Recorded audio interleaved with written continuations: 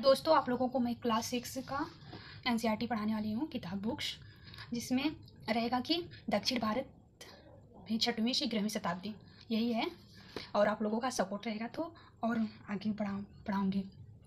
हम सिखाना चाहूँगे कि नोट्स कैसे बनाते हैं, मेन की पॉइंट कैसे कुछ छाँटते हैं, यही बताने वाला। पहले इसको हम पढ़ेंगे। लिखा हुआ है, दक्षिण भारत की प्रारंभिक जानकारी हमें सम्राट अशोक के अभिलेखों तथा संगम साहित्य से प्राप्त होता है। मतलब दक्षिण भारत की जो जानकारी है वो किस अभिलेख से मिलता है? सम्राट अशोक के अभिलेखों से मिलता है। संगम साहित्य में हमें दक्षिण के 3 राज्यों चेर, चोल, पांड्य राज्यों का वर्णन मिलता है। चेल, चोल, पांड्य के वर्णन किस साहित्य में मिलता है? संगम साहित्य में मिलता है। 6वीं से 11वीं शताब्दी के मध्य दक्षिण भारत में कुछ नवीन राज्यों का उदय होता है। नवीन राज्य कौन कौन? जैसे राष्ट्रकूट, चालुक्य, पल्लव, चोल, यही सब हैं 6वीं से 11वीं शताब्दी के। विंध्य पर्वत तथा नर्मदा नदी उत्तर भारत को दक्षिण से अलग करती हैं।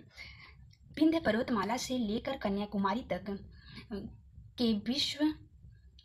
के विशाल भूभाग को दक्षिण भारत कहते हैं।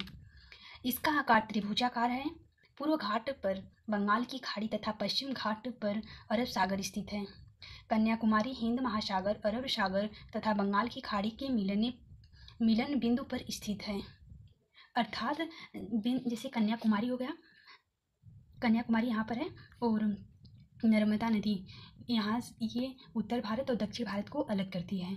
और इसके नीचे मानी दक्षिण की तरफ विंध्य पर्वत यहाँ पर रहता है। इसके नीचे जो भूमि है उसको त्रिभुजाकार कहते हैं, अर्थात दक्षिण भारत का आकार त्रिभुजाकार है।